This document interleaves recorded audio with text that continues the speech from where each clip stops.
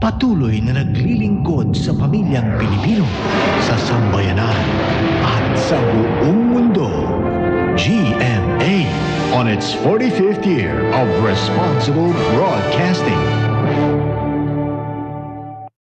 Patuloy na naglilingkod sa pamilyang Pilipino, sa sambayanan at sa buong mundo. GMA on its 45th year of responsible broadcasting. Patuloy na naglilingkod sa pamilyang Pilipino, sa sambayanan at sa buong mundo. This is GMA.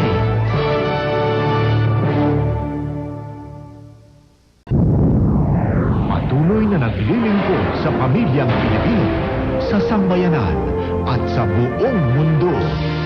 This is GMA.